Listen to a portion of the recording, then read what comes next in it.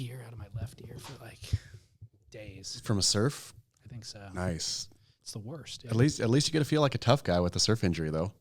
Like if you it's would more of an old man injury, to be honest. you'd have bonked your ear on your bedstand or something like that on your headboard. Right.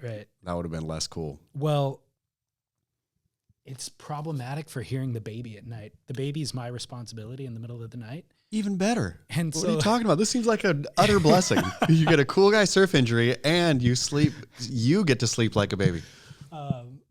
Yeah, last night, if I'm laying on my right side, I can't hear anything because the left ear is the blocked ear. So if I'm laying on the left ear, no big deal. I can hear plenty. But you're like living the dream. So you could totally choose when and if you want to be and then blame, at beck and call. And then blame So, it. man, I got a surf injury. You get a cool guy surf injury and that, eases you into your night. So then even better, he woke up early this morning, which was like 5:15. And Lauren got up with him, and I blamed it on my ear. I was like, thank you for getting up with him. This ear thing is really kind of wiped me out. Yeah, I would have been there had I known. She's like, what was your excuse every other time? Do you have to get it drilled or? I don't know. Is it like a bone? No, because it clears up throughout the day. Okay. And it got activated a week ago, surfing. I know. Did you red tide? Was the red tide as bad up here as it was down south? It was. I knew all sort of people getting sick from the red tide down south. So maybe that was it, but it wasn't visually red. So maybe it was like the early precursor to that. But so it happened. It activated it a week ago, and then throughout the week, it seems like if I'm horizontal, it activates, and then throughout the day, as I'm standing up, it kind of drains or whatever. But I don't know if this is an approved recommendation from doctors or not, but hydrogen peroxide has always worked flawlessly for me. I think, isn't that approved? That sounds approved. Dripping some hydro into the ear. Well, I've talked to doctors about it in the past because I've always had ear issues, and they say it's too potent. What? So like the swimmer's ear drops that you can buy have a little bit of hydrogen peroxide in them. I don't know if that's just a gimmick to sell. I'm going to go against the doctors here and say hydrogen peroxide does no wrong. There's nothing bad that hydrogen peroxide can do. You should brush your teeth with it. You could pour it on every wound. Doesn't matter how gaping open it is. You can put it on little scrapes. I kind of agree. Drip it in your ears, put it up your nose, gargle with it.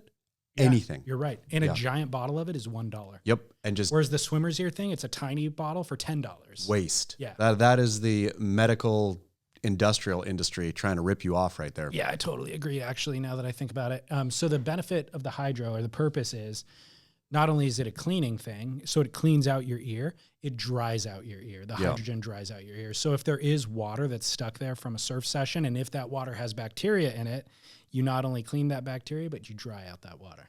This has turned in, I don't know where it was going, but it turned into another beautiful PSA. Except it really doesn't work because I'm sitting here and I can't hear. Literally, I have headphones on, and so it's all focused, and I still can't hear out of my left ear right now. Great. Well, you're a tough guy. You're a surfing tough guy. Throws off your balance, too. Yeah. I mean, but do you ever like walk in the store, like shaking your head slightly and be like, oh man, just to no one? Surfing. I would never. I would never. Chaz Smith, welcome back to The Grit for May 19th. What a day. 2020. Back in person. Album Surfboards. Finest surf shop in San Clemente, California. Should really change your camera angle to get that quiver of boards right behind you right yeah, there. Because that's kind of the ultimate.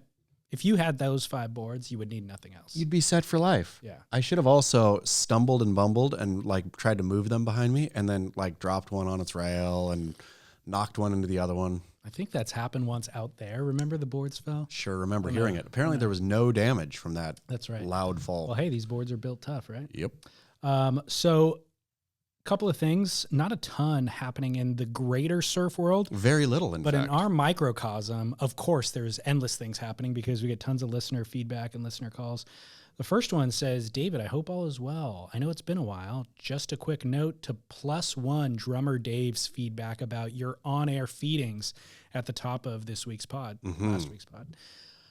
I'm on board with this idea. It actually reminds me of the bizarre social media trend around ASMR. I know ASMR. You do? Of course. Okay, in which people somehow derive pleasure from watching strangers whisper and pluck combs over their microphones. Given the rapid recent rise of this trend, I think you guys might be onto something big, so big, in fact, that I'd like to propose a permanent segment on the podcast. The working title is Eat Grit. It's kind of funny. Love Eat it. Grit. Love it. Where each week you and Chaz eat something different on air, and listeners can write in or call in with their guesses about what type of cuisine you are masticating. Perhaps you could get Bubba Coos to throw in a gift card for the weekly winners. Just a thought. KUTW, etc. Perfect TV. idea. Perfect idea. Totally in. And I do believe we should implement this next week. Okay, let's do it. I love the idea of something that is so divisive. Yep. Like certain people are just going to tune out and be like, can't take it anymore. Worst idea I've ever heard. Yep. But I love that about it. I mean, we'll just do it at the end so people can, Okay. you know, at the, like, problem is if we did it at the start, you're fighting it the whole time, right? Like your mouth is watering and or you're making unnecessary slurping noises. But if we do it at the end, we just close out the show with the Eat Grit.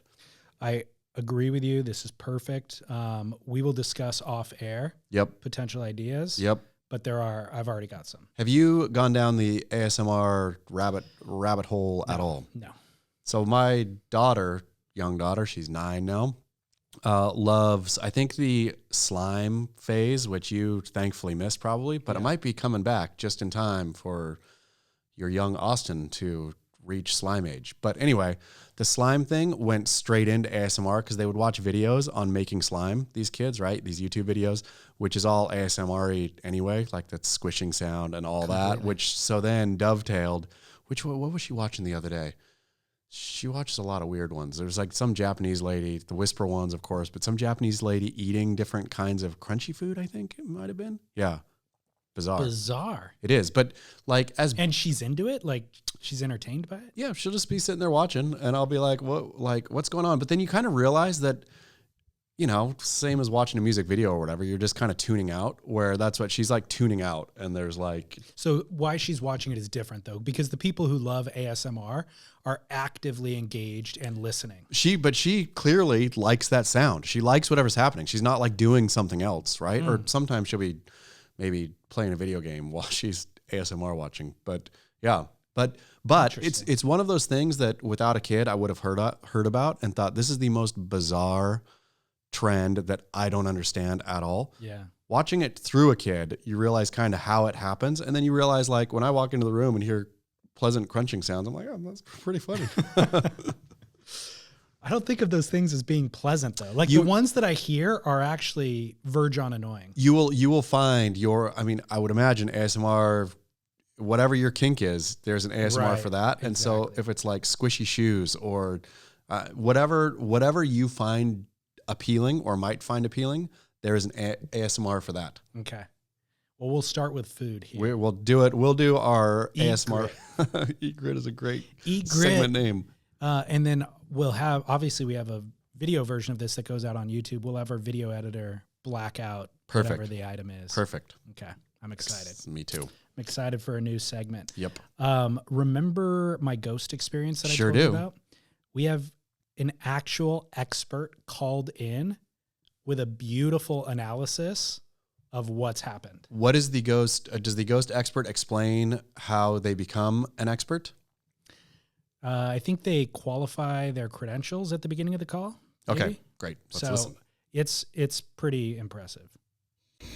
Dear Mr. Scales and Mr. Smith, the name is Herman Bartley. I'm a professor of supernatural studies at Oxford.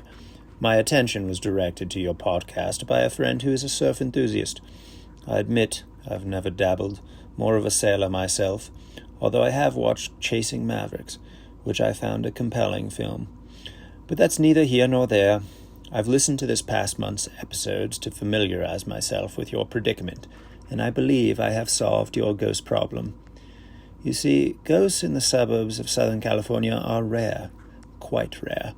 The truth is, after souls consider the traffic, societal pressures, the cost of living, or in this case dying, most choose what lies beyond, even if what lies beyond lies below. Yes, hell is a preferable destination. So what is a ghost doing in your home? Did a sad soul take its last breath in your living room, returning only to scare you and your dear dog? Unlikely. What's more likely is that the spectre was sent. Surely at this point your podcast has amassed a great many enemies, most procured by the needling of Mr. Smith. It would be no surprise if Mr. Slater himself sparked a seance against Smith.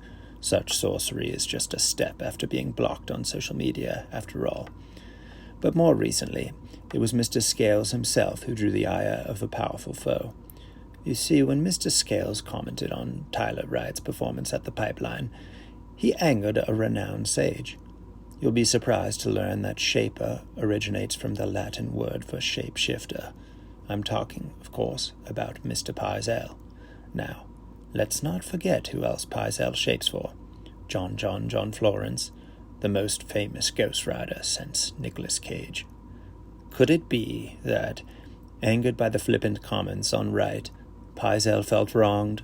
It was he who sent the ghost, all the way from his island lair. Do you remember the dimensions of said ghost as it scurried across your ceiling? About 6'1", 18.65, 2.3? Not to worry if you don't recall the ghost's volume. My colleagues tend to lean too heavily on this piece of data. There you have it. It wasn't Colonel Mustard in the dining room with a candlestick, but rather Pizel in the shaping bay with a planer. I rest my case. Oh, and if Mr. Pizel would like to send another ghost, I'm keen to try this surfing thing. 6-0, stock dims, would be lovely. With that, I bid you barrel on.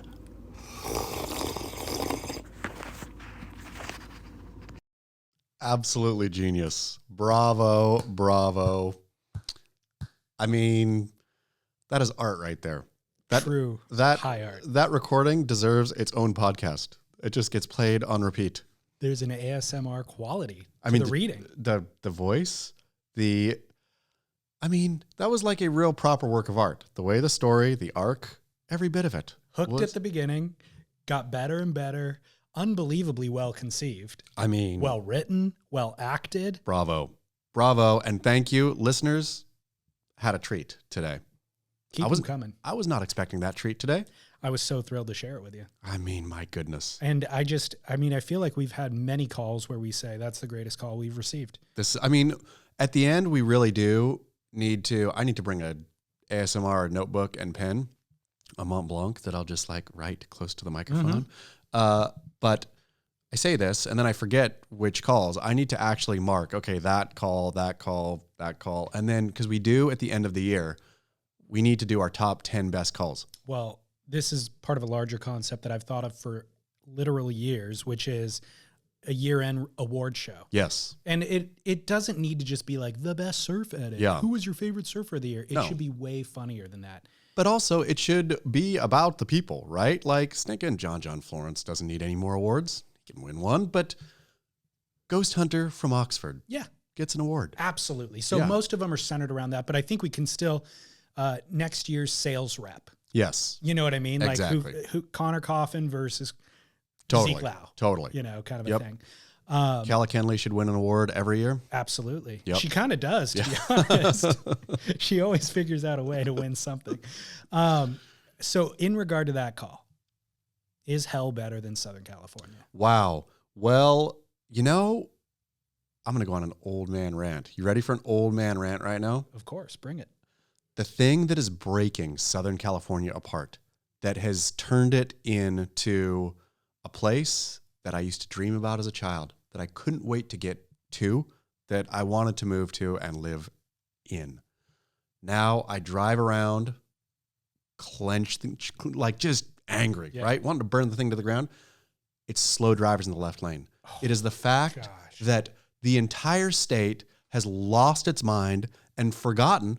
When I was younger, 10 years ago, this was not as big a problem. You would get the random in the left lane driving at 50, but now the left lane is the slow lane in Southern California. Agreed. I passed today a bus, a giant whatever bus, just moseying at 60 in the left lane, thinking, why doesn't Southern California do a public service announcement that says, people, remember, the left lane is a passing lane. If you're passing, get in the left lane. If you're not passing, leave it alone for people to pass and or drive 90 in. Those giant Caltrans signs that alert you to things, they can write that on there. They should. I don't know why they don't. This alone, if this got fixed, Southern California would rebound and become an earthly paradise once again. I was going to say, before you started the rant, that traffic is what you were going to complain about, but you're more precise. You're solving that traffic. one thing would solve a lot of the other traffic problems. And I could not agree with you more. That is the bane of my existence. And it doesn't piss me off less today than it did yesterday. No. Every single day, it pisses me off to the same degree, and I encounter it every single day. I mean, now, where I've changed is I no longer shame that person. 5 years ago, I would flash that person because I could whip around them, but I wouldn't because I'm like, they need to know that they're doing something wrong. So I'd flash them, I'd honk at them. Sometimes they wouldn't move and they're oblivious. That's part of the problem. So then I would whip around them and make sure to kind of give them a little cutoff to let them know, which they probably still didn't figure out. Now it's so pervasive, I don't even do it anymore. No. I'm just like, well, it's more of them than there are of us. Sure. You just got to pick your way through. I mean, it would solve rage issues. It would solve traffic issues.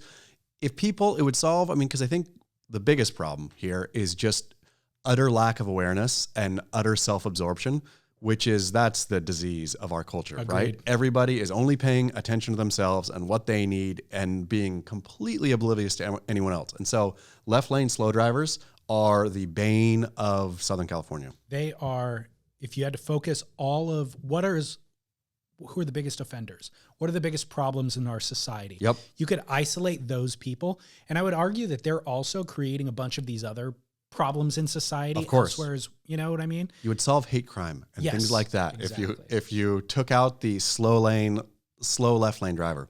Domestic abuse. Yep. Gone. There. Yeah, exactly. That's like the one common denominator is they're all sitting in the left lane. Yep. Slow. So I had a conversation with my older brother 5 years ago about similar to that. I was like, reference the fact that you're not supposed to pass people on the right. Yeah. On their right side. Yeah, you always dangerous. pass on the left, right? Yeah. And he goes, "What are you talking about?" I'm like, What are you talking? You don't know that you're not allowed to pass on the right? Not supposed to. He goes, "Is it illegal?" And I'm like, "I don't know if it's illegal, but it's frowned upon. It's definitely against etiquette and against the flow of traffic." And he's like, "I've never heard that before." And I was like, my mind was blown. I was like, dude, he's already a little bit oblivious when it comes to like directions and driving and stuff like that. But I was like, wow, I think, again, this was a flashpoint for me where you are a left lane slow driver. Well, you're the majority of society. Sure. The fact that we're even having this conversation, I was under the presumption we all knew this. Yes. Because when you're in Europe, like certainly if you're on like one of the, like the Autobahn or the Autostrada, a Porsche will fly by you at 120 miles an hour. And if you're in that left lane, it's havoc. I mean, it is like, that's what driving in Italy, right? Italy probably is not known for wonderful driving, but it was such sweet relief of having the left lane clear. And it's always clear. You only use it for passing. To pass. And it's even if you're going 120, you pass in that lane, but you get back in the right lane. Yep. I mean, infuriating. Yep. That's it though. Let's just do the next 60 minutes on this. I mean, I could go and go and go. I could do. It's so enraging. Okay, so is hell better than SoCal? The other detail here was the animal chin called and left a ranting message. I won't play it for you, but he was ranting about Dave Prodan's podcast, The Lineup. Oh, what was the rant about? Well, it was just, he was saying, like I think it was based on the fact that we did the positive show. Yeah. The vortex of avoiding the vortex of negativity. Yep. Successfully. And he was like, that's fine, I get it, but don't go too hard in the vortex of positivity because you guys serve a purpose. And he goes, I listened to Dave Prodan's The Lineup and it's cringingly glowing about the WSL, pro WSL, but also he's not aware that he rants about politics. Yeah. And he's so anti-Orange County. Yeah. He's probably aware that he's anti-Orange County. He's not aware how much he rants about being anti-Orange County, but it comes up in every single show. It's funny. Dave Prodan, I've known Dave Prodan for decades now, I will say. Maybe not Certainly a decade. Probably a good 15, 16 years I've known Dave Prodan. Dave Prodan, for those who don't know, has been was part of the Association of Surfing Professionals before the World Surf League, has been there forever and ever. By far, must be the longest tenured employee. Yeah. But Dave Prodan over the years has, interestingly, shifted I won't say woke, but like has shifted politically. It feels liberal. Maybe he always was, but is more vocal about it. Certainly more vocal. Yeah, which is an interesting shift for him. Well, he has more of a vocal platform. He didn't have a Well, he did have a podcast. I mean, it was Dave Prodan was always early Dave was always, you could not find a man with cards closer to the vest, and that was across the board. You know what I found? Well, this will come up later in the show. Maybe I'll save this for the trans conversation that we're going to have later. Excited for that. Yeah. Okay. Sasha Lowerson's coming on Dirty Water, dude, I think tonight. No way. Dang it. You beat me to it. Because I reached out to her as well, and she agreed to do it. Yeah. But, okay, maybe I'll just leave that to you guys. Okay. Also from that call, is John Florence the most famous ghostwriter since Nicolas Cage? Genius line. I mean, so good. Yeah.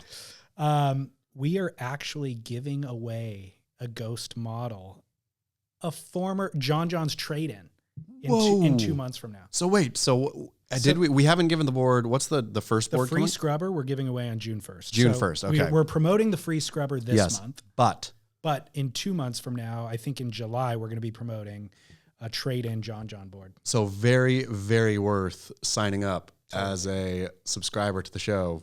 Yeah. Purely one or the other. Give me a free scrubber or a John ridden ghost. And next month, we're giving away an album Free Wing, the Jack Freestone model. I mean, this is talk about a run of surfboards. I know. So it just completely coincidentally, I interviewed John Pizell and published it yesterday. So this call came in timely. It's unbelievable. Almost uncanny, you could say. I mean, like it's created from this whole energy that's existing in my house right now. So I did have this conversation with Pizell, and I told him I want to do a giveaway board, and I was like, maybe we can get John to like sign it or something. He goes, even better, I've got trade-ins. Do you think people would want to ride a John board? And I'm like, even if they don't ride it, I think they just want it. I mean, sure. Let's do that. Yeah, for let's sure. definitely do that. So we're going to give that away. How was the interview with old Pizzle? I love him. I love him too. I've always thought of him as being a little bit reclusive, like, because you don't hear a ton from him. No. But then I realized through talking to him, he's just not a shameless self-promoter. And he's out doing different stuff. Like I feel John Pizell lives the life that you or I would want to live as a shaper, right? He's not front and center. His work, speaks for itself. Like the riders who surf his boards and his boards themselves, people you never hear one bad thing about a John Pizell board ever. Like he's come up, he's done the work. He lets the work speak for itself. Goes out and has fun with his family. Well, he's a family man and he focuses on surfing. Yep. So that was part of our conversation was how do you choose? I mean, like you have so much demand on your business, you can grow it as fast as you want. Yes. But he's really focused on slower growth, manageable growth, and it turns out to be a smart move often because when you have slowdowns, which we're experiencing right now in the surf business a little bit, you're not overextended. If you've built out a bunch of factories and you have all these employees, you're responsible to that. Did you and Pizell talk about his dirty, dirty secret? No. Ooh. What is it? It's nasty. It is straight up nasty. Spill it. Pizell loves to foil. Oh, I did know about that. Yeah. I thought you were going to say that he's sending hexes out on people who disparage his team riders. That too. But he loves to foil, and I do believe, I don't know if this is supposed to be public. I don't think he'll care. Maybe he'll care. Sorry, John, if you care. But I do believe it was Mom John Florence once shamed him heavily for foiling. Good. Yeah, gave him a real dressing down for his foiling. Even worse, he's into toiling. Yeah. Toe foiling. Yep. So, toiling. I mean, that definitely deserves. I don't know why I didn't ask him about that. Back to that call about living in SoCal. Living on the beach. Well, I guess this isn't exactly about that. But Cape Hatteras beachfront homes fall into the sea at prime surfing location. A shifting environmental landscape continues haunting the rich and famous. Ooh, it sure does. That stinking global warming just haunting Those with coastal properties. I mean, yeah, it's one thing to have a coastal property. I do, even in like Laguna Beach here in Corona del Mar and stuff, where you see them built up against the cliff. The bluff, yeah. And then it's all eroding underneath it. So literally, if you walk along the beach, the house's foundation is eroded and their balcony or whatever is perched out beyond the foundation. Yep. You look at that and you're like, and that's like a $15 million home. I mean, at least those though have like most of those Laguna ones have a rock foundation that's getting eroded, right? Like there's the ones in Encinitas or Leucadia basically built on sandstone bluffs that's eroding out. Like where, yeah, what does your insurance look like? I hear tell you can't insure them anymore. And so you're just, I could be wrong. I'm no insurance expert, but yeah, I've heard you cannot insure them anymore. And like if you sell it, you can't get insurance for it. And so people are just going to live, I guess, until they collapse. That's crazy. Yeah. That's a bad investment. Yeah. Well, I mean, but those Hatteras houses, do you like? So that's different. It's like, that looks stupid. It like stilts on sand. It looks like that thing is like built to fall. Not only on sand, the entire Outer Banks is sand. Yeah. Like on a barrier island. It's a barrier sand island. barrier island. I love the Outer Banks, first of all. And I think we might have talked about this, but it's like, if I could live anywhere else other than here. And Orlando, Florida. I mean, or Smyrna, or New Jersey, or that would be an option. Yeah. I mean, the Outer Banks is so idyllic. I love it a lot. And the waves there look so fun, you know, but every time I've been there, I drive around going, why did anybody build here? Yeah. Why did anybody invest their entire family's future here? On sand. It's a sand barrier island. Don't build your house in the sandy land. Don't build it too near the shore. Don't build your house in the sandy land, or you'll have to build your house once more. Jeez. As the parable goes. That is very sage advice. Yep. Very sage advice. But I still look at that, like that Cape pattern, the architecture, that shingle shake housing, all that is very, very romantic. It's great. I love it. Totally. But when you see the thing like literally falling off its stilts into the ocean, you're thinking, how did that not happen 80 years ago? Totally. Completely. So sad story out there. Thoughts and prayers are with you guys. Yep. But bummer.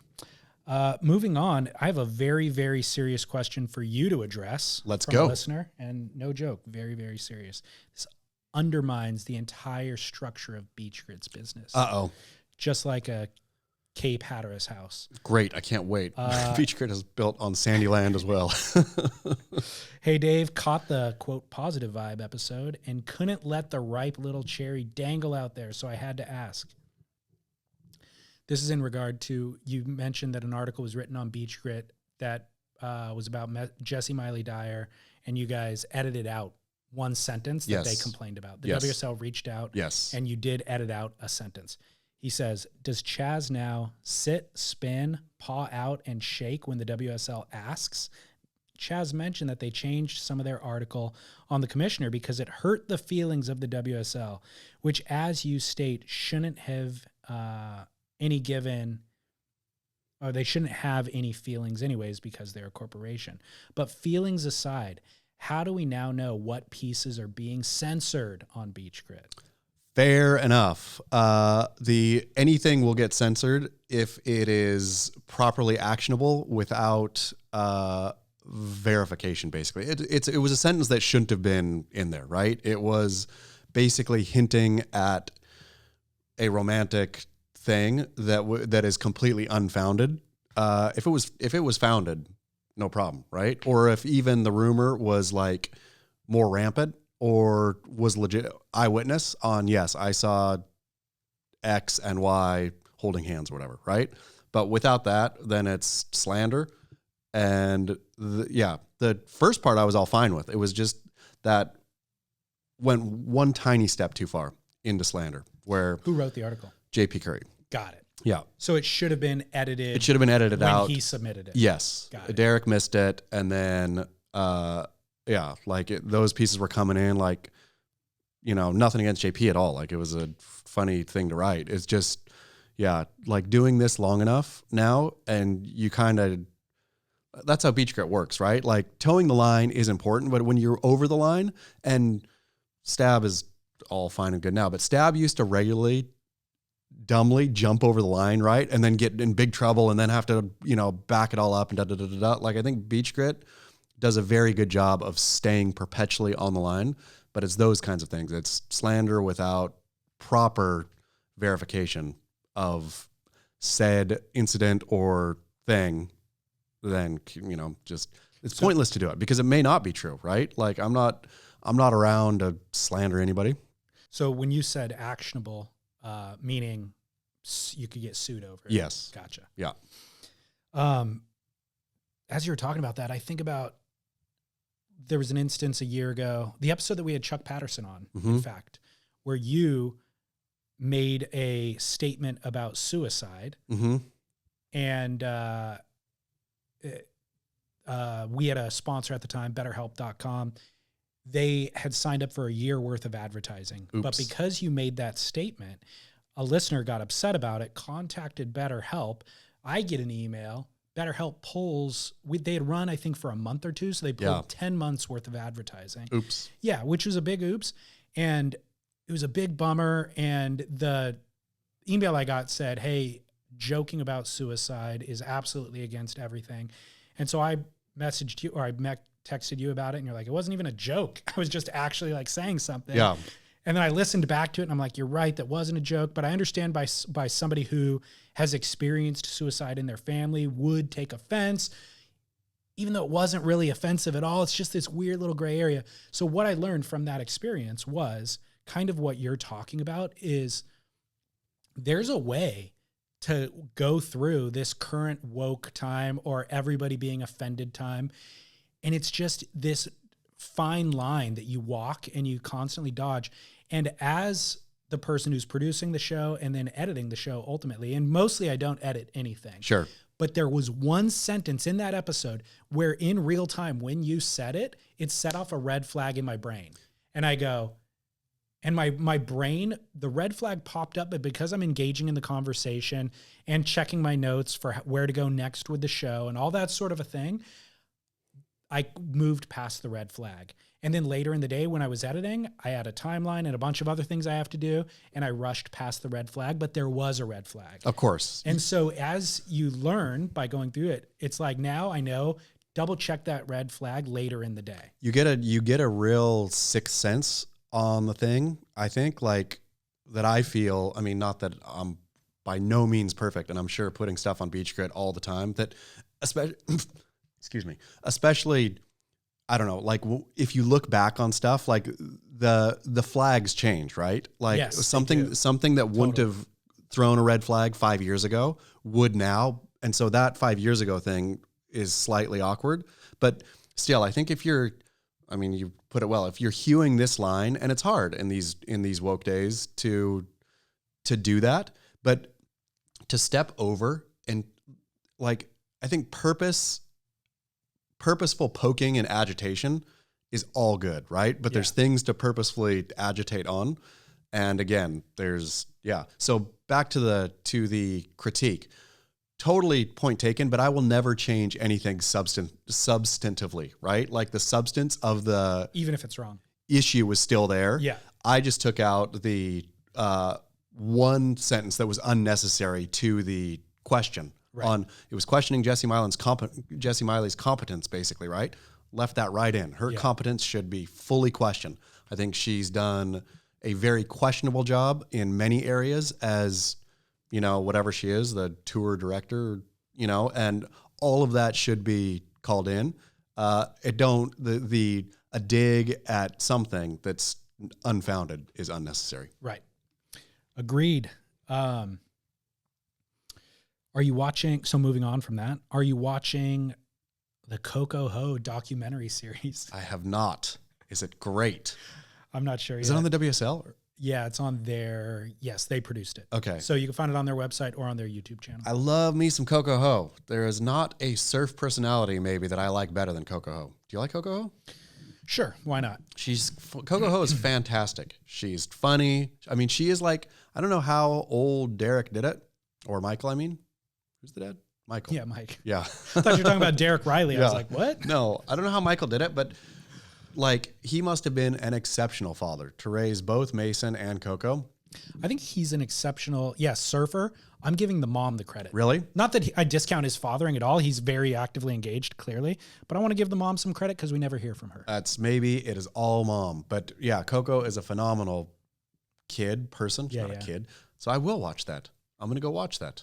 Well, I would have watched the whole thing this morning, except I was prepping for the show and I didn't have time. But here's what I got from the first 5 or 6 minutes of it. Very likable. I like her too for all the same reasons. But it's all centered around her requalifying. Like the opening sequence is like competitive pro surfing has everything that's good in my life, like my drive, my work ethic, my determination, all of that came from competitive pro surfing. Yep. And I love it so much, but I wasn't really taking it very seriously, and I fell off tour. Cut to those clips and the audio of Joe Turpel saying she just lost her heat and she's off tour. Yeah. And now she's sitting on the beach in Huntington for the first Challenger Series event, and she's going to try to requalify in 2021. So it's like, okay, here's the premise. However, we're currently in the middle of 2022, and I know for a fact she did not execute her goal of requalifying. I could look up the stats on your exact website that I'm currently on. Yes. So it really lets the air out of the balloon a little bit by the fact that it's produced a year ago. I mean, that's a silly thing. Like, leave it to the WSL to like totally blow it on something. I mean, this is, I suppose, why you need a make or break if you're them, who can do the same thing, who can do something about Gabriel Medina's relationship with his then wife that he gets divorced from and everybody knows it, but you can still air that episode because there's insight there, right? And we want to see how that all develops. Where if the whole conceit of an episode is Coco requalifying, then she better damn well requalify if that show is going. And then also not only requalify, but like really start running up the ratings, right? I think the other part of it is the other thing that they're trying to do here is endear you, have you invested in the personalities that are going to be competing on their tour. But this personality isn't actually on the tour anymore. Yeah. So that'd be another thing is if she does requalify and I get to watch her compete on the CT level, sweet, because now I've gotten to know her through this series. She's disappearing. We're never going to see her again. I mean, except just off the tour. And silly part about WSL is Coco is a great personality and lives a phenomenal life. Like the sweet life of Coco Ho would have been something that you could have sold and packaged. Like she's always, I don't know if they're still together, but I think they are. Her boyfriend's Mark McMorris, the like phenomenal Canadian snowboarder. Those guys go snowboarding together, and like there would be great stories around Coco. The qualification of Coco Ho, unless it happens, is something that, I mean, if it happened, it would have been fine. Yeah. But chances are that it wasn't going to happen. And not only did it not happen, I looked at her rankings this year to see how this year's going. She got 9th at the qualifier series event, the HIC Pipe Pro, so like the regional QS, and also 9th at the Challenger Series event. So she's not off to a great start again. Yeah. And it makes me realize, like, despite competitive surfing giving her what she said it gave her, that's really not, I don't care about watching her compete. No. I like watching her in Stab in the Dark, or whatever that series, not Stab in the Dark, but the electric acid surfboard test that she did with Mason. That was fantastic. Yeah. And her personality shined. And her personality is actually more interesting than her competitive surfing, you know? So I'm okay with her not, but that doesn't service the WSL's goals with this series. Silly WSL. Well, I don't know that it's silly. It's everything that they do, it's kind of like just slightly, the focus was wrong in the first place. But I mean, it's honestly, it's like everything they do. I know. It's like perpetually, like, that's the thing. And I would imagine that they would take umbrage at the picture of them that is painted here as like doddering and bumbling. But that's perpetually how it feels to me, right? It's like a doddering, bumbling, you can't get it, never getting it right, like only accidentally getting it right. Like nature serves up gorgeous waves and they fist pump, right? And think, we did it. Right. Or, you happen to have Gabriel Medina versus Idolo in a final where they're 1 and 2, right? Yeah. Well, we just unlocked it. But like it's such Oklahoma yokelism that's like pervasive around the WSL. Yep. Uh-oh, I'm back into the vortex of negativity. There's no way to avoid it.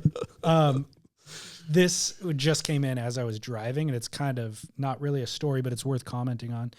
Somebody sent me a story from Idolo,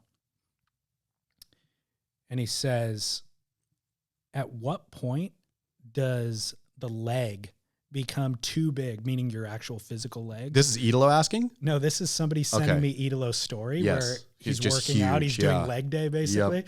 At what point does the leg become too big to be ideal for pro surfing? P.S. Rest in peace to Idolo's board if he loses at G-Land. It's a great question. It is a great question. And I think Idolo's really pushing the boundary on like physicality. Oh, I mean, just like muscle strapped. Look at this leg, dude. I mean, that's just insane. That is an insane leg where at some point, right? Like I'm sure this thing is crazy. That's beyond a bodybuilder's leg. Is he juicing? I mean, he's gotta be. That leg's insane. That leg is insanely huge. Yeah. No, insanely structured too. All the muscle fibers I have no idea. I mean, I guess we'll get to find out in real time. The proof will be in the pudding, but I would think that like having a small, like less just mass in your bones would allow you to surf better. Well, the argument could be made for the Mark Ocalupos of the world. You know, like that is, that power surfing is so undeniable. But that's not Idolo's style. Exactly. Well, it kind of is, but you could go too far with that. Like Mark Ocalupo didn't look like that. No. He had big legs or he's a strong lower body, you know, but it's not bodybuilder-esque. And that's something else that somebody pointed out to me. Maybe it was a documentary I saw years ago. It was like bodybuilders who take it that far, it doesn't serve any purpose functionally. Yeah. And so there's two things. It doesn't serve any purpose functionally. It's strictly aesthetic for like winning a bodybuilder competition. But the second thing is that once you stop doing it to that degree, that turns to fat. Yeah. And then you become this bulky fat person because there's nowhere else for that mass to go. And so you wonder at what point does Idolo breach function? It's weird. Like, I mean, with him, is it like some kind of weird obsession? Because there's so much of his Instagram is that now, right? Like hard working out. And again, I ain't no physiologist, but I just can't imagine unless the rest of the tour is like, you know, maxed out Chopu, where he's like hanging on for dear life and all that muscle just like keeps him in the pocket. Even that, it keeps you from being live. Like, how do you even like navigate the, you know, the cat-like John drop is nullified if you're that muscly. If you're just like getting in and hanging on, like Idolo's like, I could not imagine that leg being bucked off anything, right? He's just like behind the foam ball, just, so on my board. What you gain in strength, you lose, I think, in mobility at a certain point. So it's a fine balance. He's for sure working with some kind of trainer or something, right? Who's telling him, hey, let's work on this. You need this for this, that, the other thing, right? I don't know. Or is he just like out on his own, off the range, just... Who knows, dude? Pumping iron. Is he juicing? No. You don't think so? No, because I think... Look at that leg, dude. Because I will say not juicing, purely it's a huge leg, but because they'll get tested for that, not WSL might, but for Olympics. And it is... there's no off season in drug testing for the Olympics. Gotcha. So the fact that surfing is an Olympic sport, they are for sure getting tested, or the possibility of tests exists even off season or out of the Olympics. I think that there is a ideal body type for surfing, a certain physiology that actually works the best for high performance competitive surfing. It could be argued that Kelly Slater has that body type, considering that he has 11 world titles. So short, but lean and limber and strong. Yeah. Short, lean, limber, strong. Yep. So things that will lend itself towards that are yoga, Pilates, stuff like that, right? Where it's strength, but you're also limber.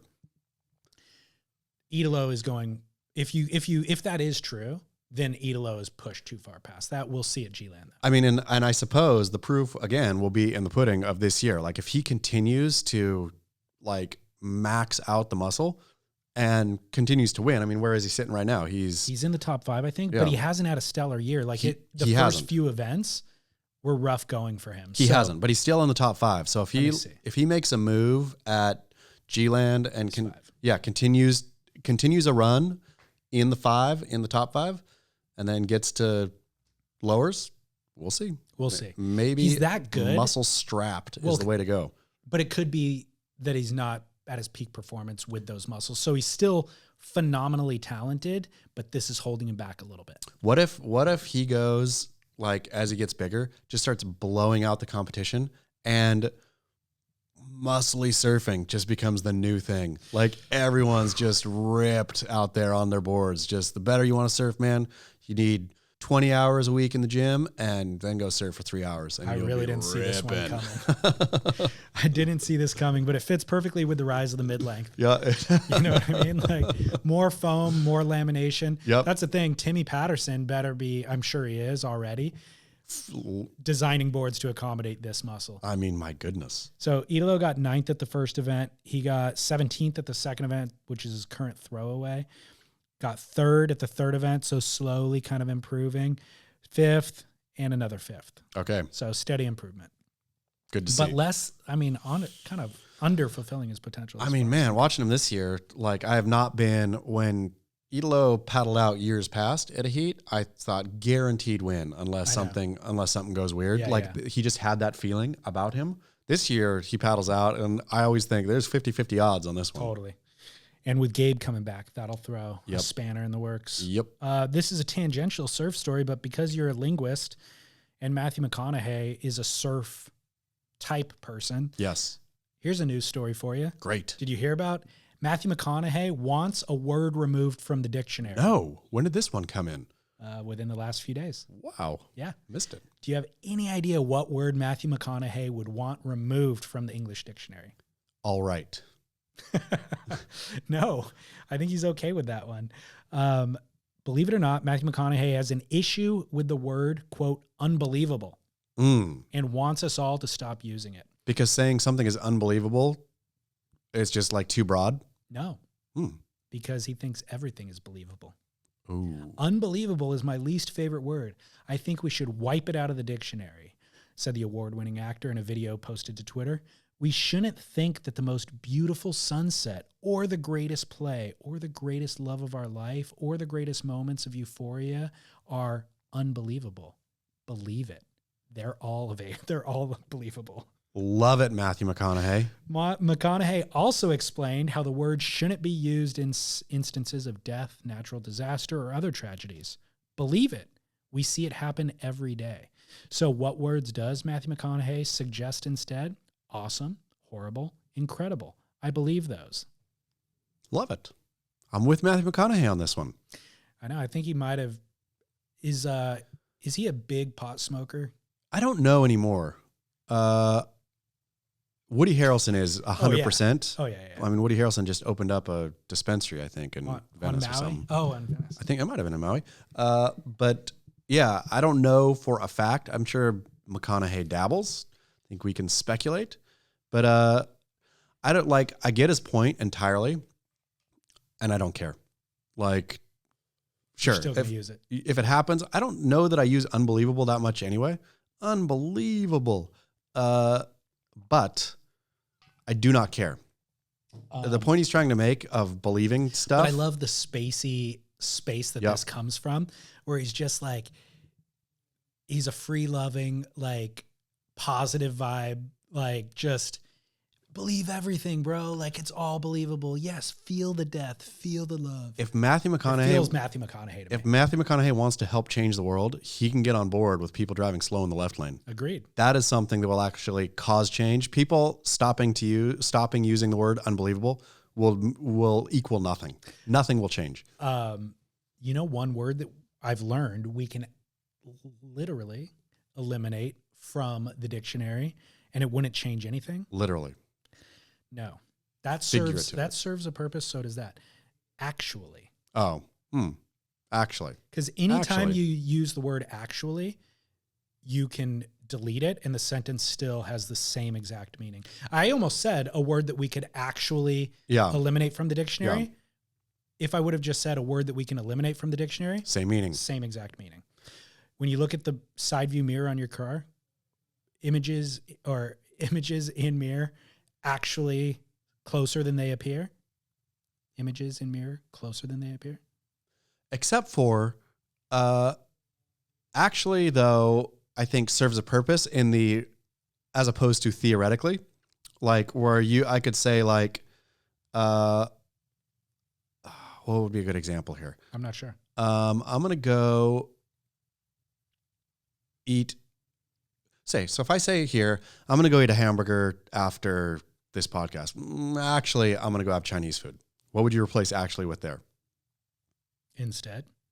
Sure. But actually has a meaning in that sentence. Barely. Still something.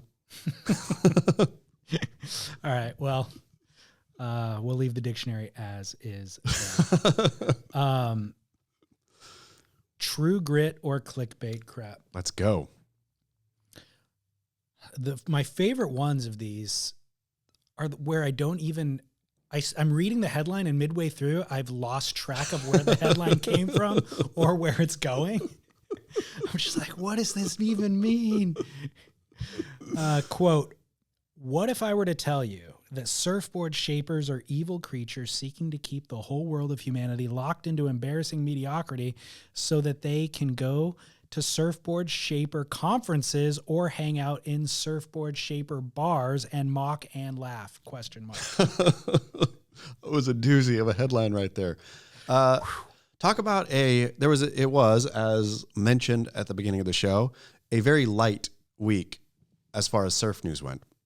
And so I was like scrounging, trying to find anything at all that was worthy to write about, and couldn't find anything. So then I went into our personal archives, and that was a piece I had written for, I think it was Surf Europe a while ago.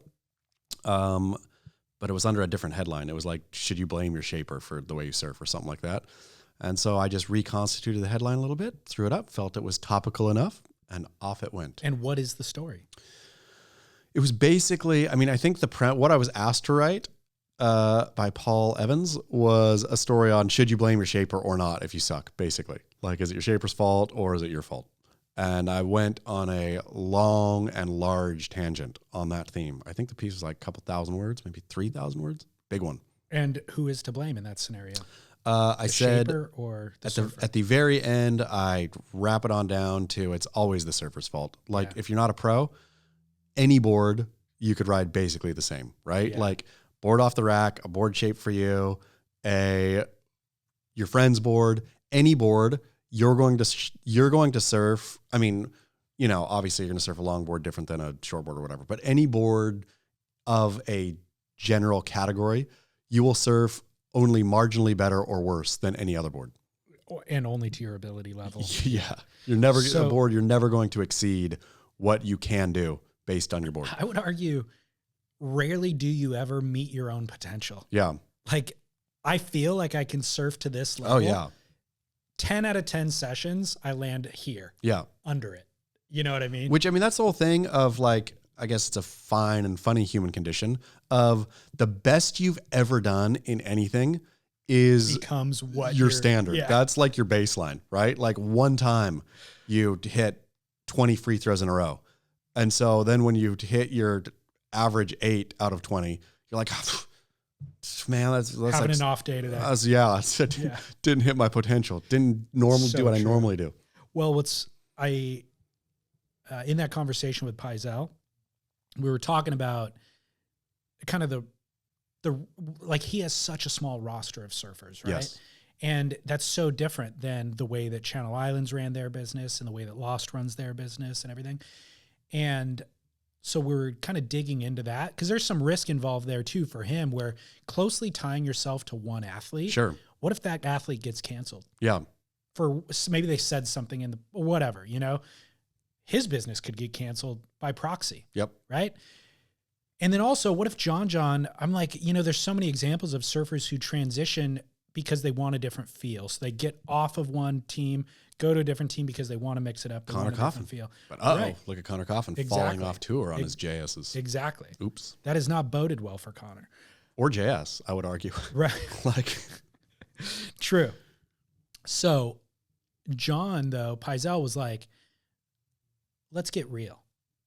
We can kind of we can shape whatever. So if John goes and picks up a board at the contest site from a different shaper and says, hey, I want this in my board, Paizel's like, sweet, I'll shape you that. Yeah. Like, there's no secrets. It's all visual. You could see everything. You could feel everything.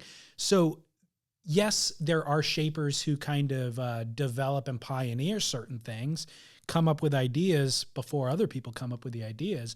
But realistically, I can create whatever. Biolas can create whatever. There's no secrets. I will say that John Paizel is wonderfully, like, not cocky, but I think he has a real gift, though. And that's why John stuck with him, right? Like, I think Paizel is an actual artist in a way.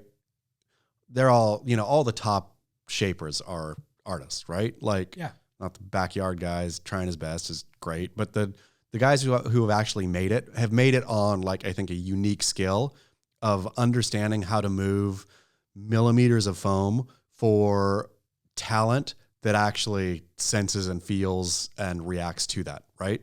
Right. But that's where John's saying this is why it's important to have, or why for me it works to have one key writer. Yeah. Because being able to communicate that, for me to not be distracted with the other 10 writers who I'm getting feedback from, and I got to get on that call right now or review that footage right now or whatever it is, being able just to hone it with this one person turns out to be also very beneficial, that the one talent is John the Florence. talent. Yeah.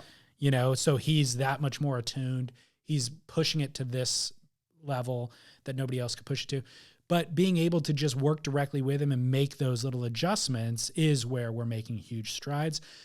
My own thought on all of that is that it actually means the shaper's less, the fact that the shaper can just do what the other people can do, I can use that design and I can apply it over here, makes the shaper less important than the laminator and the sanders and that sort of thing. Because really, those are the people that the lamination matters. Yeah. John's lamination versus somebody else's lamination means that the board is going to execute what the foam was intended to do or not, and hold up or not. And the millimeters that you're talking about, the shaper moving, the sander can nullify. Yeah. If the sander doesn't exactly precisely translate the exact amount of lamination on the tail that is on the nose, that is on the deck, that is on the concave, that is, you know, that needs to be so precise. Unsung heroes, the workmen who don't have their name on the board. Right. The shapers, sanders, glassers,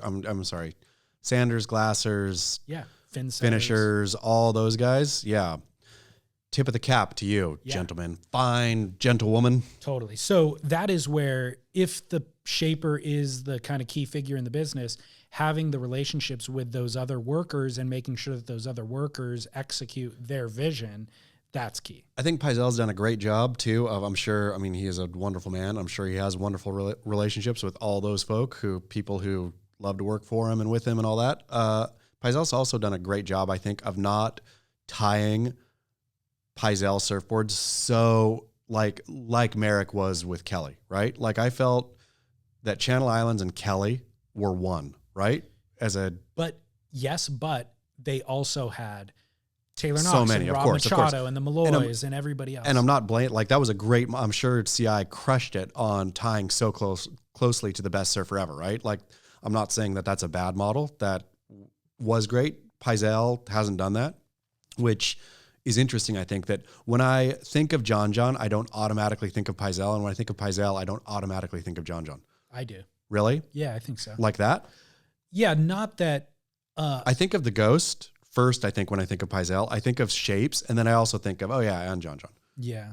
Which all to say, and maybe I'm wrong here, but I think of Paizel as a standalone. Paizel is Paizel. And yes, he shapes for John, but he's not John. Yeah. I agree with you. He's not John. John's not him, but I do think of them as a partnership. Yeah. You know, like one of the most well-established and developed partnerships in all surfboard, surfer shaper relationships. I mean, one that will theoretically, actually, possibly, go on forever too, because John is not only interesting on tour, right? John's going to be interesting to watch as he gets 40, probably as he gets 50. Like, as long as John stays interested in surfing, totally, I would imagine, like, whatever John's doing will be interesting to watch. Completely. Speaking of John, did you see that Florence Marine X won the Best Wetsuit Award? Not the Surfer magazine or any of the crappy wetsuit things, but actual by scientists. Well, Scott Bass tried to explain this article to me, and it wasn't that they won the best. It was that they did the best. Well, they actually utilizing that science. They actually put neoprene where it's supposed to go, as opposed to doing the same thing in theory, yeah, over and over and over again. Right, which is the lower half of the body, right? Yes. The part that's in the water needs more warmth. And it should taper up from that, which seems like so logical. Duh. But the fact that, it's funny to me that logic, but of course, like the surf consumer, and especially not the guy who's going to buy his 132, but if you surf a lot, how many 3.2s do you chew through? I do one a season. Yeah. I'm probably one a season too. Yeah.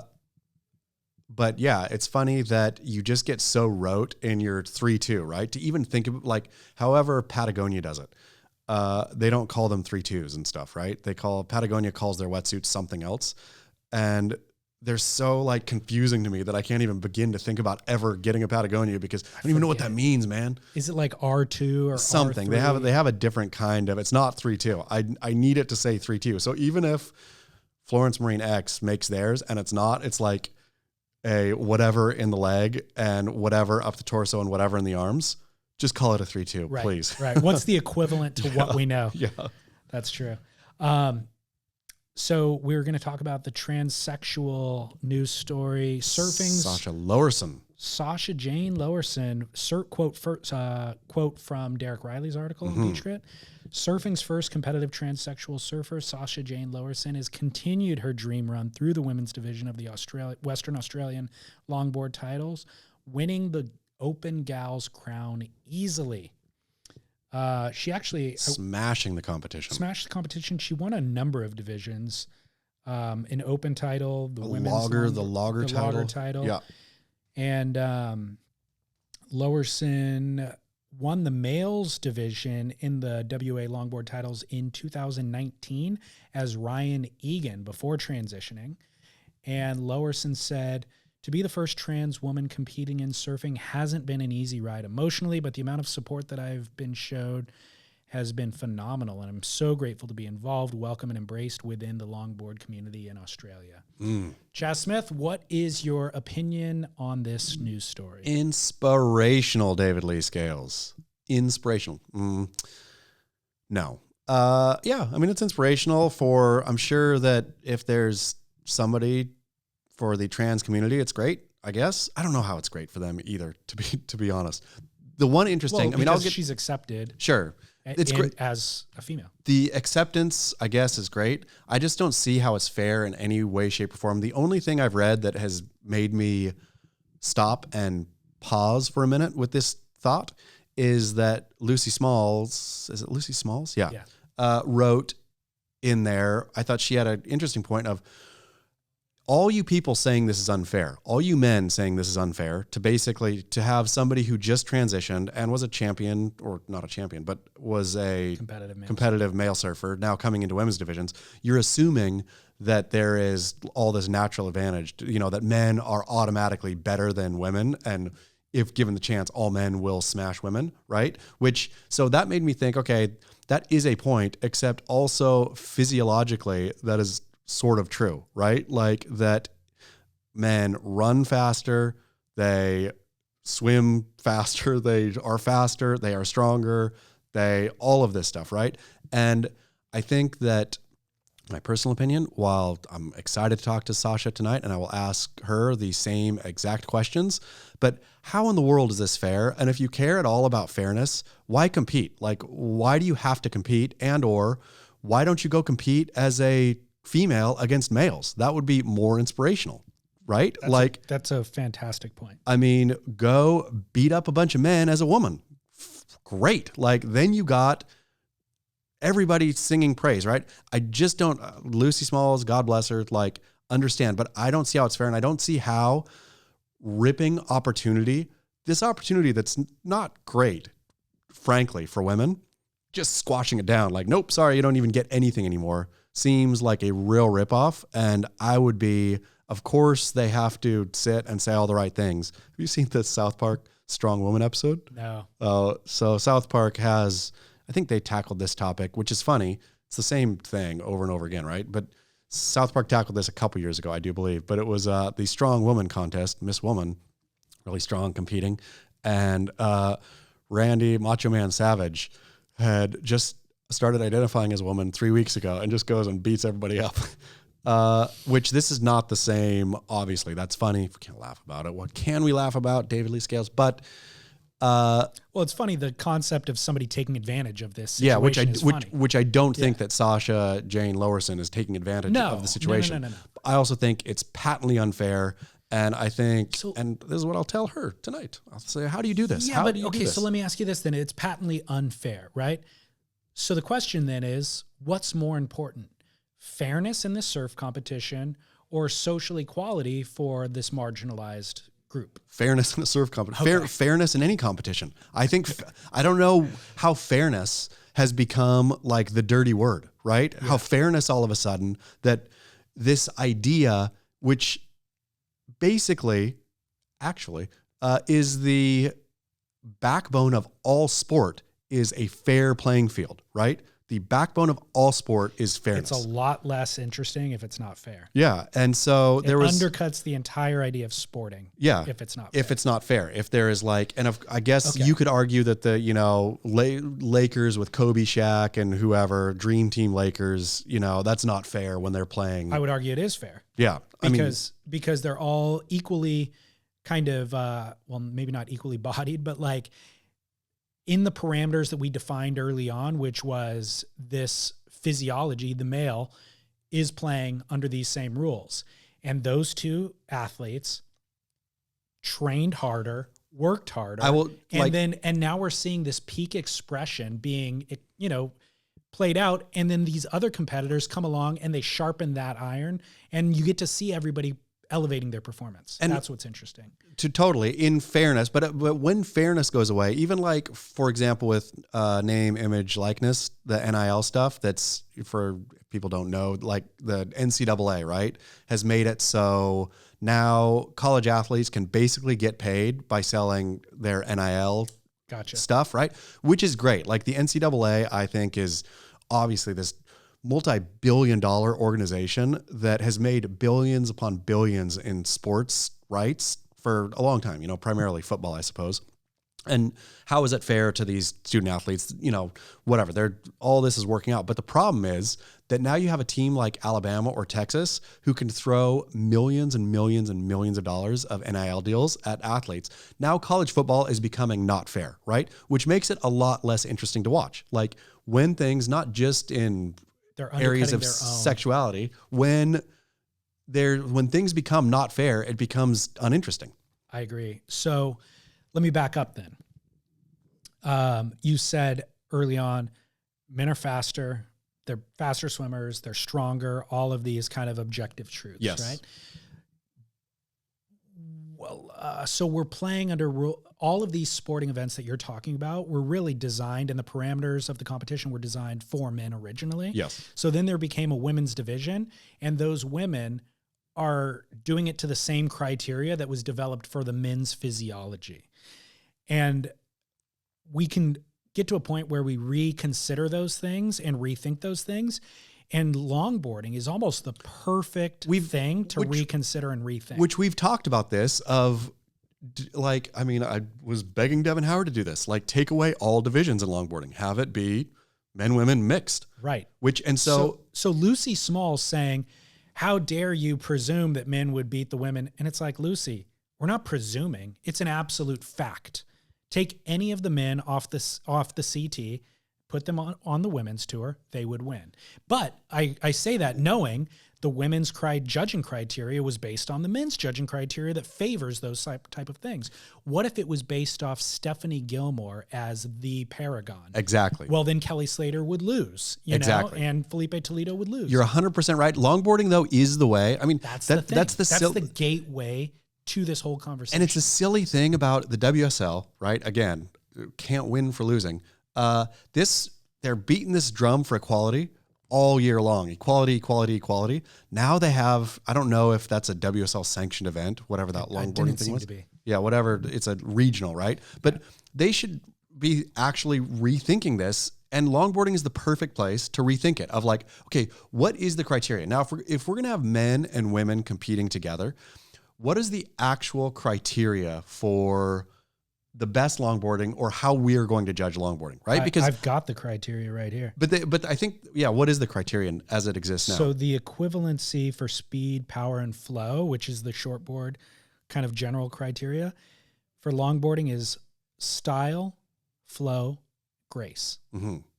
Which don't need to be masculine. See, I guess we need to go back. I don't think there's any footage of Sasha Jane Lowerson's rides. So I looked for it because I wanted to compare that final because she blew away. One of the competitors was comboed. There's 4 surfers in the final. One of her competitors was comboed. The other 2 needed 9s. Yeah. So she smoked the competition. So I was like, okay, well, let me watch the footage to see if there was any distinct advantage or the style she was doing was more masculine, let's say. And I couldn't find the footage. But then we get into the conversation of I will say that there are certain effeminate traits, traditionally effeminate traits, right? Let's say grace is an effeminate trait. Lucy Smalls could shame me for even saying that. Sure. Because maybe not all women are graceful. Yeah. You know what I mean? Yeah. So you get into this weird area where it's like, okay, well then we can't even define anything. Yeah.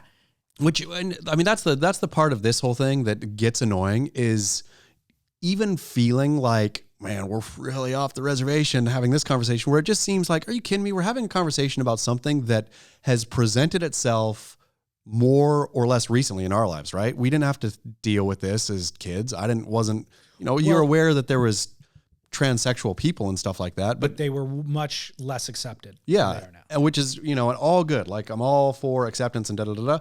It just seems like before the floodgates are opened into all sports, and of course, I know that it's not like, okay, now, there's going to be a transsexual surfer on, people joke, I suppose, in Beach Grit's comments about Kelly should just straight up transition and go, win or identify female and go win another 11 world titles. Identify as, right? Like he doesn't have to actually have reassignment surgery. But the broader conversation, I think, which you brought up, which is more interesting, is looking at the definition of what we consider great sport and wondering, how that could or might be redefined.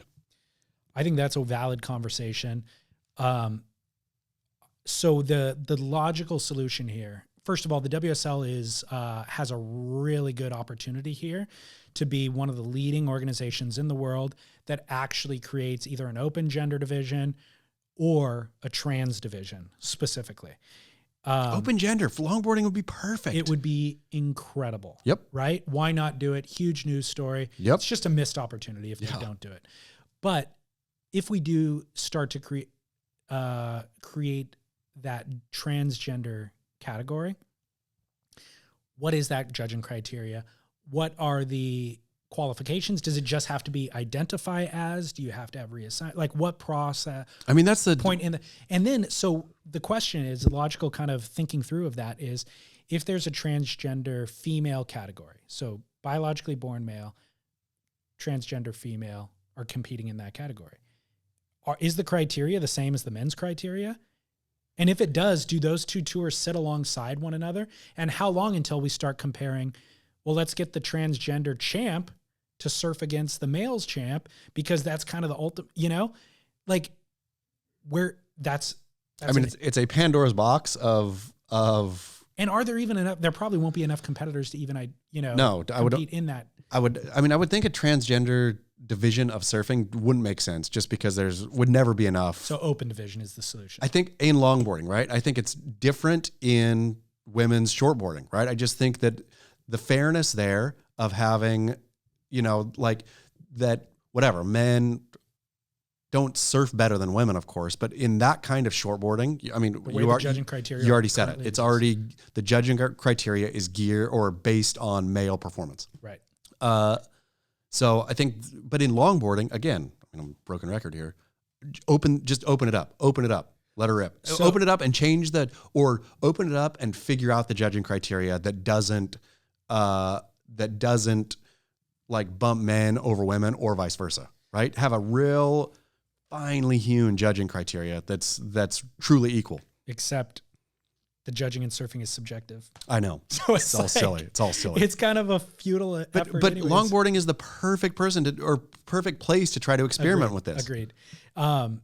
So one thing earlier in the show, I was like, I'll save it for the trans section.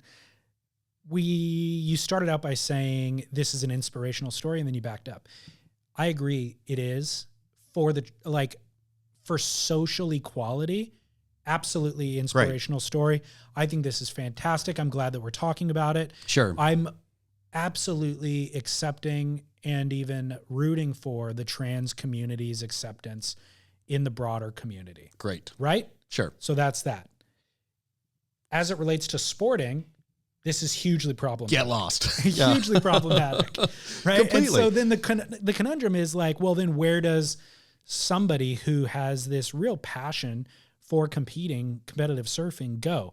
Because as Ryan Egan, I think. Yeah, yep. Ryan Egan. He was, the backstory here for Sasha is that as Ryan, she was very depressed, suicidal, had been living a lie in the male's body through all these years. But the one kind of beacon of solace that he had at the time was competitive surfing and surfing in general. And so now that Ryan's transitioned to Sasha is feeling her full expression of herself and wants to continue to competitively surf. So where does she go? I got words of inspiration for Sasha. Tough shit. Like there's a bunch of stuff I want to do in my life that I can't be able to do. Like one thing, like this world does not always have cake and eat it too, right? You make decisions, you make choices, and those, by virtue of the decision you made, negate other possible paths, right? It just is what it is. That's called life. Surf all you want, Sasha. Like go rip one or really petition, get involved and really petition the WSL to make it an open category and change the criteria or sort the criteria out, all this. Like there's ways to do stuff. But in terms of just, I want to compete, therefore I get to compete. Well, just because you want something doesn't mean you get it. Yeah, at the kind of suffering of all of these other people. Yes. Yeah. Well, you know how many things I wished and like truly deeply desired I was able-bodied for, that I've had to come to the realization that I'm not. Yeah. An Basically endless variety. everything. And yet every day new ones present themselves. I'm like, why is walking up the stairs harder today than it was yesterday? Yeah. Just like endless things I wish I could have ran faster. I wish I could have been better at. Like, I mean, it's a hard reality in life that you just can't do tons of stuff. And not to tie driving slow in the left lane back to everything, but just this idea of self-obsession. And I'm not saying that the trans issue is a self-obsession problem, but like this, I want to do this. I want to compete. I feel good competing. You should all let me, right? Is everything starts with the individual desire to do something and everybody else having to accept that, right? What about sitting back and thinking, sure, I want to compete, but guess what? I don't want to go beat up a bunch of girls. Yeah. So I am not going to. So when I was young, and still to a certain degree, I really felt the need to assert that. I mean, when I look back, every fight that I got into, every trouble that I got into was all really about me wanting to be seen, like I liked surfing. And so I wanted to let kind of the people around me know that's what I'm into. Listen to this music that I found in Taylor Steele's movies, and now I made a mixtape of all this music. Listen to it. Let's get in the car and let's listen to it so that you know what I'm into. You get into a road rage incident on the road, it's just like imposed on me. Yeah. I'm gonna let you know that I'm here and that you did something wrong to me. Yep. It was all about being it was about being me and being seen and being, and I care less and less and less about that the older I get, right? So does Sasha Jane's journey when I was young, that would have rubbed against me in some way, and I would have needed to assert my presence and my ideology and my Your beliefs opinion, yeah. and argue back and let it be known online, or there wasn't online back then. But I would have needed to push up against Sasha Jane because, no, you know what? Is she competing against somebody that I know who identifies with my ideology? Then no, I'm going to push back against that. Now, I first of all have less of a need to make my own thing be known, but also I'm just like, I want you to be seen and you to be known, and I want there to be equality, or I want there to be acceptance for all of these different things. For whatever reason that Sasha Jane is operating the way that Sasha's operating, I want her to be totally loved and accepted. So by all means, do it. What I would love for her to say in your conversation with her tonight is, I recognize that this is actually me stepping on those women's opportunity to win this world title. But my the trans movement as a whole and my transition needs to be in the headlines. So I wanted to actually go create a big splash. I wanted to step on those other people so that people had a conversation about the trans community at large and what these implications are for the entire community. Yes, I recognize it's unfair. I don't care, because this conversation is more important than that conversation. Which exactly. And this is where, I mean, I will certainly ask about this, because this is where, again, back to fairness. Like, fairness in sport is essential. If you're going to tell me that's not essential anymore, then let's have that conversation. If she says it is fair and tries to make some argument for why it's fair, then that's a lost cause. Yeah. But if she says, I recognize that it's completely unfair, but my conversation is more important than that old conversation. The bummer for it is, I mean, like, the other thing I think about the women who got smashed, there's only one thing they can say. Not one of them can come out and say, I did not feel this was fair, because they will get their heads straight lopped off, right? They all have to say, I was part of a beautiful moment today when getting smashed was like, for somebody else's equality, is like, yeah, we as women have fought long and hard, long and long and long and hard. And here we are, and boom, get the hammer dropped right on us. But yay, it felt good again. One other detail you can use in your conversation that I thought was interesting was Sasha reached out to the contest organizers before she submitted her application to compete in the women's division, and basically said, this can go one of two ways. I think that was her exact quote, in fact. You can either fight this and look silly in the end, or accept it and be part of this beautiful kind of moment. And they embraced her completely and were like, oh, no, there's no issue here. Please submit your application. Please compete as a female, all that sort of stuff.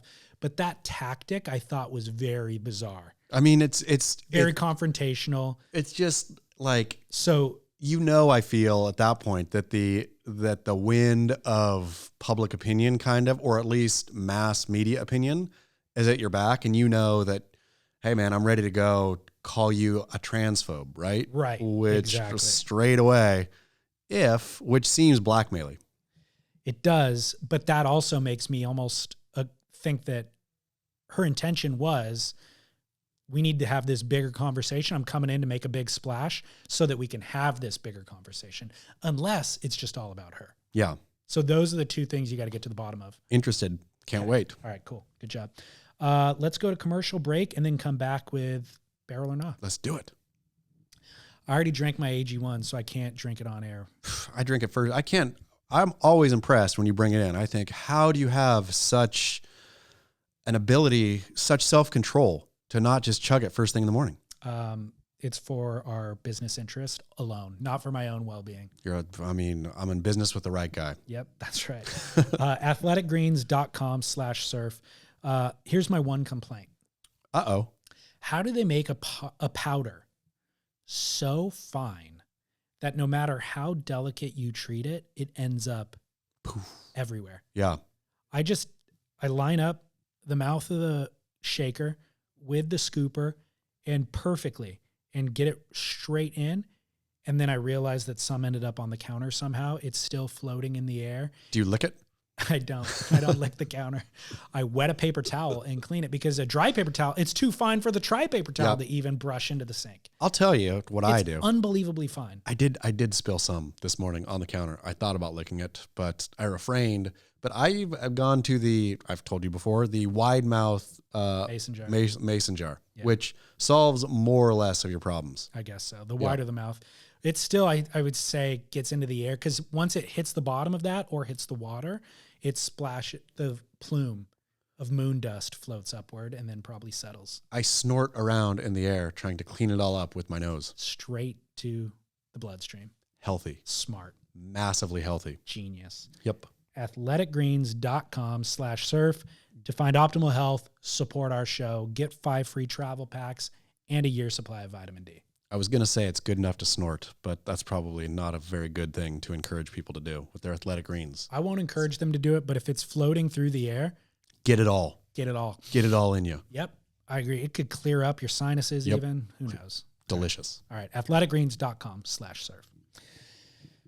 Chaz, barrel or nah, final segment of the show. Where does the time go? It's just so fast. It's crazy. I mean, especially in person. Sometimes on the Zoom, it'll not drag, but I'm aware of the time. Here at Album Surfboards, maybe it's Album Surfboards. Maybe Album Surfboards is a magical place where time ceases to exist. Could be. Yep. It's like the tube. Yep. Come out of here younger than we entered. Yep. If we're drinking AG1. Definitely. Barrel or nah comes from a listener, says, shoes off at the door. Almost 2 decades living in Japan and trips back and forth to the U.S., it's hard to imagine how family and friends allow themselves and guests to walk through their homes with their shoes on. When you consider all of the filth that people knowingly and unknowingly step in through the day. Crap, piss, spit, dirt, dust, etc. However, what seems like a pretty easy decision to make a shoes off at the door rule is complicated when you think about the social consequences of being that guy who forces your guests to leave their shoes at the door and walk around your house in their socks or barefoot, or when it's not already a cultural norm. I mean, I hear this. I feel this. Shoes in the house is gross. Shoes in the house is also American. Some things Americans do are gross. We eat cheeseburgers, right? We eat hot dogs. And the cheese is not even real cheese. Exactly. So it's just on this one, Japanese are smarter than us. Let's just be honest. In this case, they're right. The Japanese are 100% right. Shoes off is the right call, except it's un-American. Leave them shoes on. Just traipse through your home. You can do it yourself.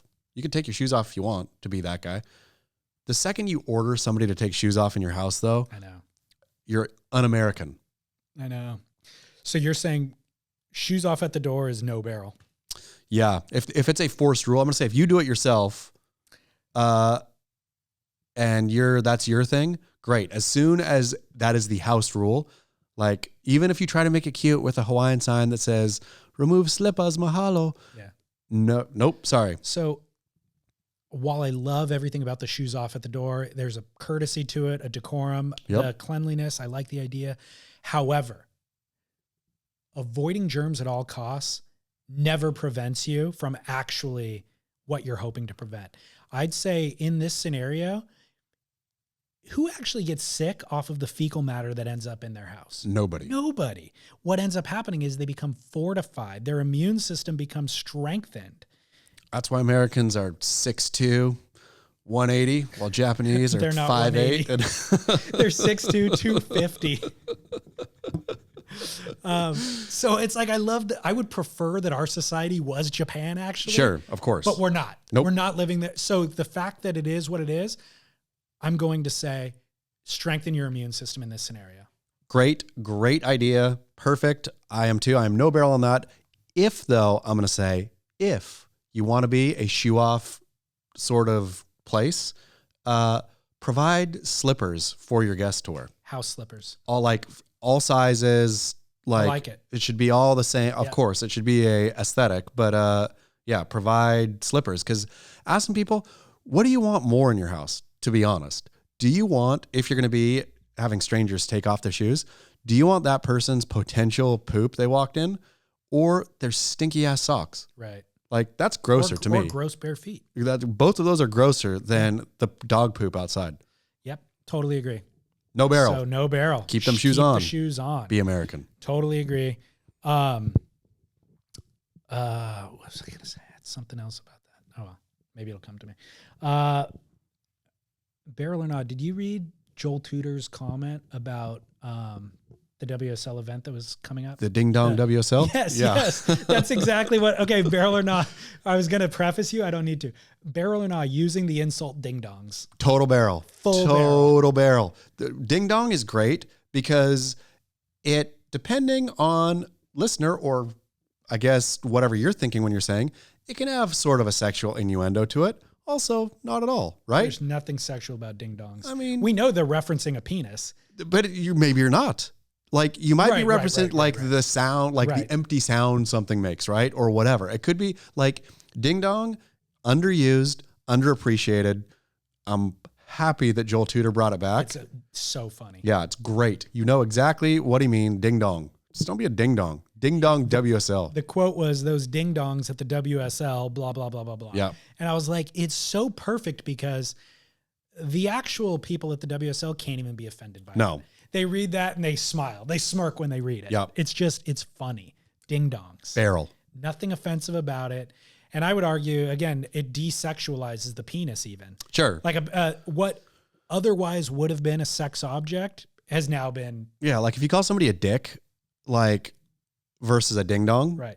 I mean, both of them theoretically, I mean, dick definitely is referring to male anatomy. Ding dong may or may not be. I don't want to get weird here, but dick also implies a certain tumescence. Yeah. Like a hard dick, whereas ding dong has to be flaccid, right? There's no ding dong that's hard. Am I right? Yeah. Ding dong, in order to get the ding dong motion, it almost has to be flaccid. Yeah, that's really How's it going to go from ding to dong if it's not flaccid? It's got a ding dong. Yeah, that's real good. Never had that thought until now. That's perfect. But barrel. Yeah, ding dong is hilarious. Yep. Thank you, Joel Tudor. All the time. Thank you. Once again, thank you, Joel Tudor. I'm going to be driving home in the left lane and be like, who's this ding dong going 60? Make you feel better about the ding dong, too. Can't be that angry at a ding dong. Roll that. Get out of the way, ding dong. All right. Final barrel or not comes from a listener. Let me turn up my muted volume. Chaz, David, this is James from San Diego, and barrel or not, surf hats.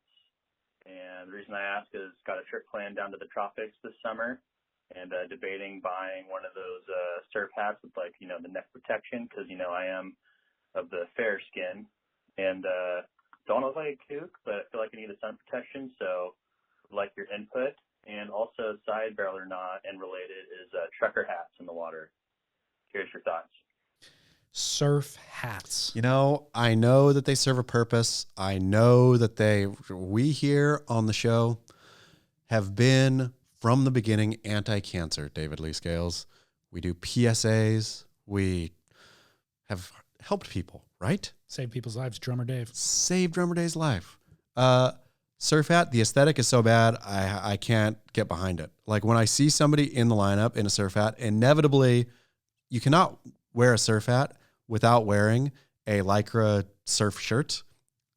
The two go hand in hand. Have you ever seen a surf hat in the water without a surf shirt? I've seen him I've seen him in a wetsuit, but they probably had the Lycra underneath the wetsuit. I mean, of course, but if you see it in the tropics, guaranteed it's going to be with a surf shirt, right? Right. Because they're trying to protect themselves from the sun, so they wouldn't go bareback. Precisely. Where, as anti-cancer as I am, you can't look like crap. We stumbled onto a Kook or Curren here. Yeah, I mean, it fully is. Tom Curren protects himself from the sun like nobody else. I've seen Tom Curren wear this exact hat that he's talking about with a flap down the neck, and he had socks on his ears, if you remember that, which is insane. Yep. Alex Gray the other day, because he was down in Mexico, posted that same exact surf hat.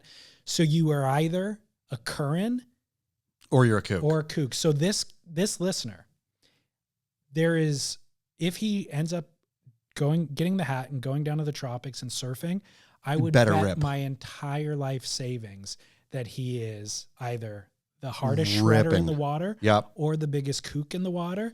There's no chance that he's an intermediate. So to this listener, if you're an intermediate, no can do.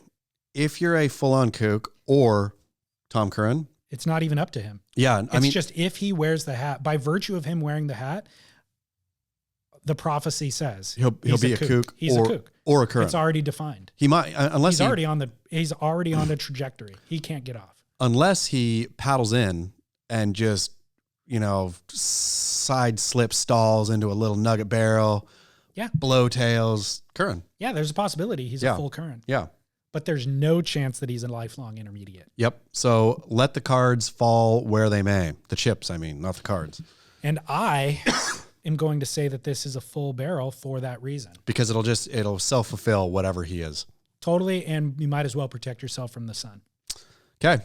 Well, I'm going barrel. I'm still saying no. I'm still saying there's looking bad is. You're saying no because you're in the intermediate. That's true. So you're predisposed to say no because you're not a Curren and you're probably not the kook.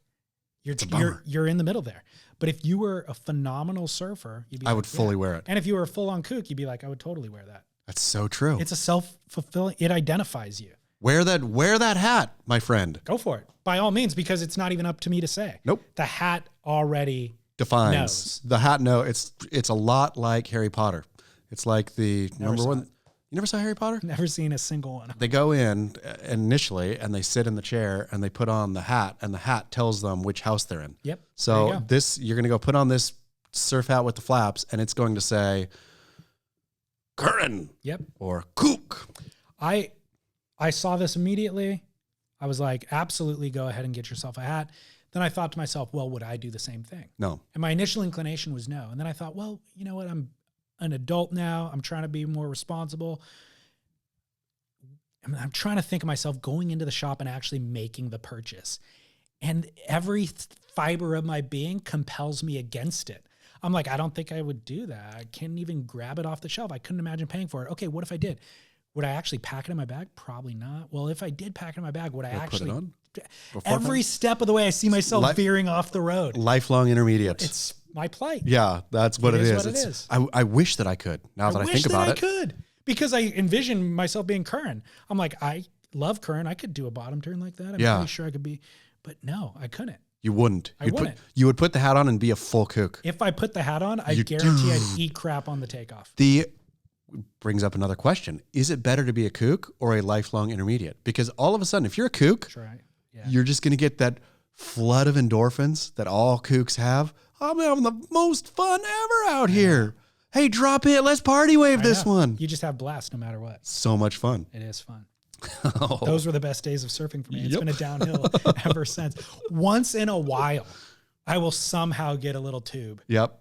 And then I'm like, that keeps me going. And then you are Curren. And then you're not living up to your potential. And then I spend the next 5 years trying to hit that potential again, and my body falls apart. And I get farther and farther from that possibility.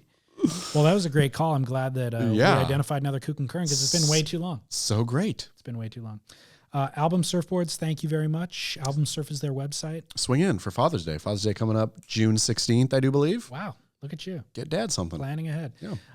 And then, of course, we're giving away the Channel Islands free scrubber. Worth the $5 price of admission right there. And I appreciate all of those who have heeded our plea. Thank you. And signed up for the show. From bottom of heart. It is hugely, hugely helpful. It's how we can talk about trans issues from exactly the two people you want to hear them discussed by. Two cisgender middle-class white males in Southern California. But it does keep us independent. Yes. That's the key. That's the key. And we'll keep Surfboards coming your way as a thank you. And then anything else you need to promote is sports management mastermind is, I think, up and going. Yeah. Go check in sportsmanagementmastermind.com. Okay. Check in if you have any interest in becoming a Curren or your children or child has Curren-like tendencies. Sweet. Yep. And we'll be back next week with the very first ever segment of Eat Grit. Can't wait. Cannot wait. All right, Chaz, until then. Bon voyage. What a show. Good one. It's a banger. What a show. It's almost better when there's no actual surfing. I mean, it totally is. Sometimes I feel